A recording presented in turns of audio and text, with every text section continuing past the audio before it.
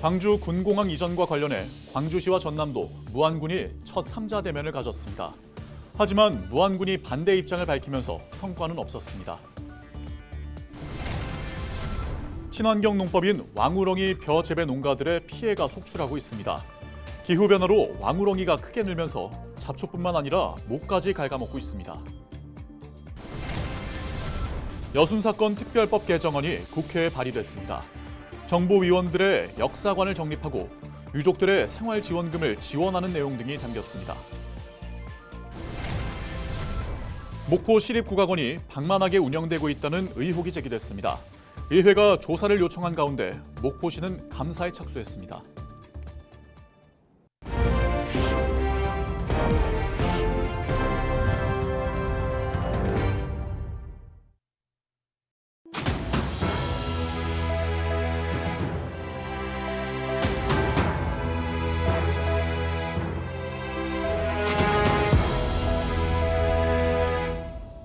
시청자 여러분 안녕하십니까? 헬로티비 전남 뉴스입니다. 광주 군공항 이전과 맞물린 행정기관이 비공개 3자 회동을 가졌지만 무안군이 반대 입장을 분명히 하면서 큰 성과는 없었던 것으로 나타났습니다. 전남도는 광주시 무안군과 지난 29일 영암에서 만나 3시간 정도 회동을 갖고 광주시의 민간 또는 군공항 무안 이전에 대해 논의했지만 서로의 입장 차이를 확인했고 무안군의 반대로 끝내 합의에 이르지 못했다고 밝혔습니다. 다만 각 지자체장 3명은 이번에 논의한 내용을 토대로 다시 한번 추가로 만나 의견을 나누기로 했다고 설명했습니다. 한편 전남도는 이 자리에서 광주시의 무안공항 중심의 아리백 국가산단 조성과 미래형 신도시 개발 등 이전 지역의 구체적인 지원 계획을 요구했고 무안군에는 소음 피해 공동조사 연구를 제안했지만 무안군수가 거절했다고 덧붙였습니다. 목포시가 시립국악원의 언론 보도와 관련해 의혹을 밝히기 위한 감사에 착수했다고 밝혔습니다. 목포시는 시립국악원 교수가 묵인한 상황에서 수업 시간에 강의실에서 외부 강사의 발레 수업을 진행하거나 원생들에게 사례금 징수, 오랫동안 개인 계좌로 수강료를 관리하는 등 여러 의혹에 대한 감사를 진행하겠다고 밝혔습니다. 한편 목포시의회는 지난 29일 회의를 거쳐 시립국악원에 둘러싼 의혹에 대해 철저히 조사해달라며 목포시에 감사를 요청했습니다. 친환경 농법 가운데 하나로 알려진 왕우렁이가 최근 벼 재배 지역에 피해를 주고 있습니다. 기후변화로 개체수가 늘면서 왕우렁이가 어린 모를 갉아먹는다고 하는데요. 대책이 시급합니다. 보도에 장혜원 기자입니다. 24년째 장흥에서 벼농사를 하고 있는 고한성 씨. 지금쯤이면 논에 벼가 무성해야 하지만 군데군데 텅 비어 있습니다. 잡초만 없애기 위해 투입된 왕우렁이가 어린 모까지 먹어치운 겁니다. 이제 필지마다 약간씩의 피해 면적은 다를 수 있지만 거기에서 나올 수 있는 부분 소득이 그만큼 줄어든다고 생각하기 때문에 전라남도 관에서 좀 신경 써 주셔가지고 피해가 없도록. 논두렁을 비롯해 용배수로 곳곳에서도 왕우렁이를 쉽게 찾아볼 수 있습니다. 1990년대부터 친환경적인 방법으로 잡초를 제거하기 위해 벼농사에 투입됐던 왕우렁이. 기후변화로 개체수가 급격히 늘면서 농가 곳곳에서 피해가 발생하고 있습니다. 전남도에 따르면 전남 9개 시군에서 축구장 7,000개 규모인 5,000헥타르 논이 피해를 입은 것으로 집계됐습니다. 전남도는 올해 지역 농가에 우렁이를 보급하는 데 32억 원을 쓰고 최근에는 5억 원의 예산을 투입해 우렁이 방제 작업에 나선 상황. 전남도는 과거 우렁이 공급에만 예산을 투입했지만 올해는 기후변화로 농가 피해가 속출하면서 이중 작업을 하게 됐다고 설명합니다. 그러면서 왕우렁이 피해를 파악하기 위해 전수조사를 통해 특별 관리를 하는 한편 이양전 농고르기와 동계 작물 재배, 왕우렁이 수거 등을 통해 피해를 예방할 것을 당부했습니다. 7, 8월 달에는 이제 중간 물떼기를 하는데 물길을 만들어서 왕우렁이가 한 군데로 이렇게 모이도록 해서 수거하는 방법이 좀 선행이 돼야 될 것 같습니다. 왕우렁이가 생태 교란종으로 분류되면 친환경 농업은 폐기될 수밖에 없는 상황. 전남도는 우렁이 개체수를 줄여 피해를 최소화시키겠다고 나선 가운데 농가의 실질적인 대책이 될 수 있을지 주목됩니다. 헬로티비 뉴스 장혜원입니다. 더불어민주당 여순사건 특별위원회가 30일 여순사건 특별법 개정안을 발의했습니다. 의원 43명이 공동 발의한 건데요. 이번 개정안에는 역사 왜곡 논란이 빚어진 정부 여순사건위원회 운영 내용과 유족 지원안이 명시됐습니다. 보도에 서경 기자입니다. 전남 동북권 국회의원을 포함해 43명이 공동 발의한 여순사건 특별법 개정안이 국회에 발의됐습니다. 유족과 시민사회단체가 요구했던 대부분의 내용이 포함된 게 특징입니다. 자세히 보면 역사관과 정치적 중립 논란이 빚어진 여순사건위원회 운영 관련 내용이 적시됐고 진상규명 기한을 3년 더 연장시켰습니다. 진상조사 보고서 작성 기한이 얼마 남지 않은 만큼 작성 기한도 더 연장됐고 희생자뿐만 아니라 유족까지 생활지원금을 받을 수 있게 했습니다. 76년 전 사건인 만큼 물적 증거 수집이 어려운 상황을 고려해 희생자 특별 재심이 이루어질 수 있도록 했습니다.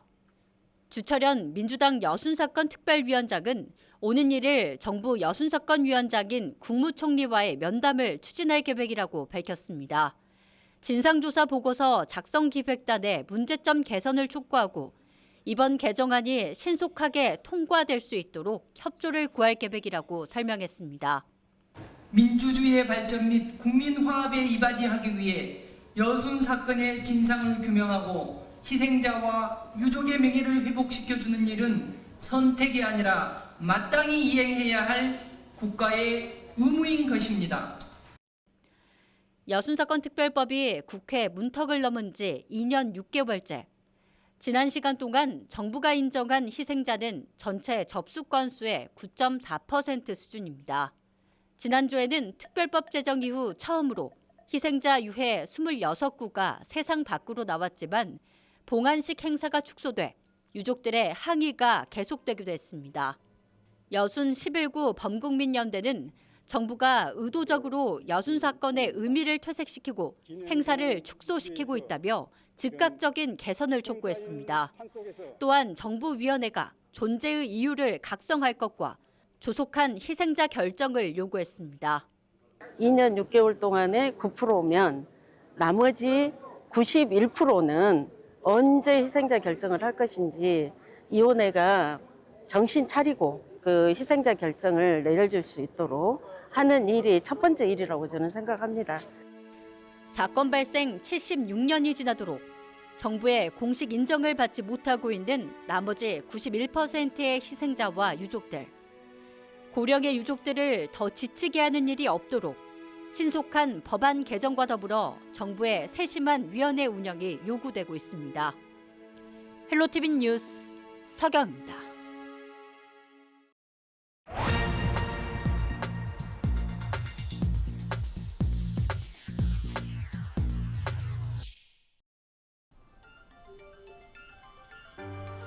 네, 0.68명. 네, 전 세계 최저 출생률입니다. 인구 절벽, 지역 소멸에 이어서 국가 소멸의 도미노를 촉발할지도 모를 무서운 방아쇠이기도 합니다. 일과 육아 두 가지를 함께 하기 힘듭니다. 돌봄 비용도 만만치 않습니다. 아이 낳기 엄두가 나지 않는다는 이들의 하소연입니다. 그래서 서울시가 외국인 가사관리사 시범 사업을 시작했습니다. 일단 필리핀인 100명이 9월부터 투입됩니다. 신청 일주일 만에 300명이 몰렸습니다. 이용료는 하루 8시간 기준으로 238만 원가량입니다. 논란이 됐던 최저임금을 적용한 금액이라고 합니다.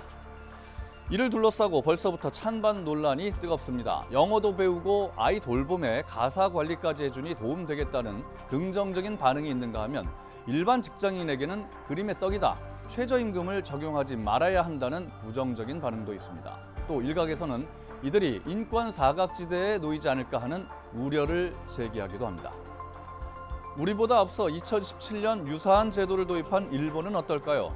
외국인 가사 관리사가 노동법 적용에서 제외돼 노동력 착취, 성희롱, 또 차별 문제 이런 것들이 노출됐습니다.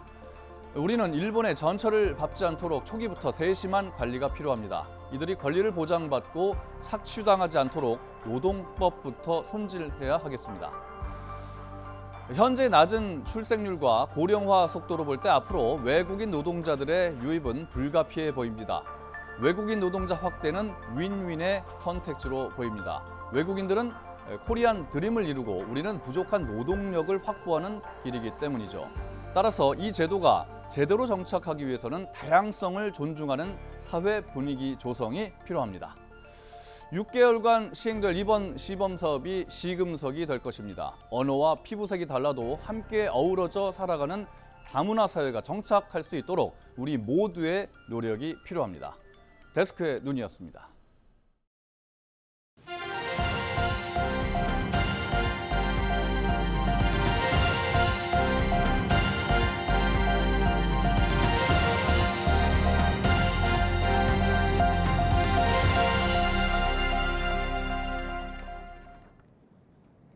교육부가 공모한 교육발전특구 2차 시범 지역에 전남 10개 지역이 지정됐습니다. 30일 발표된 교육발전특구 시범지역 2차 공모 결과 전남에서는 순천과 여수, 해남 등 10곳이 포함됐고 완도와 진도, 고흥 등 5곳은 예비 지정됐습니다. 특히 이번 공모에서 선도 지역으로 뽑힌 순천은 애니메이션 산업과 연계한 교육 모델을 제시해 높은 평가를 받았으며 앞으로 3년 동안 시범 운영을 거친 뒤 종합평가를 거쳐 교육발전특구로 정식 지정될 예정입니다. 전남교육청은 각 지자체와 협의해 공동과제와 지역별 특화과제를 추진할 계획으로 5개 예비지정 지역도 재공모에 참여할 수 있도록 이끌 방침입니다. 2026 여수 세계섬 박람회 조직위원회가 주 행사장을 기존 진모지구로 유지하기로 최종 결정했습니다. 섬 박람회 조직위는 최근 한 달 동안 수기한 결과 박람회장 임대율이 60%를 넘어서면서 연출 공간이 협소한 점과 비용 절감 효과가 예상보다 적은 점 등을 고려해 기존 진모지구로 확정했다고 설명했습니다.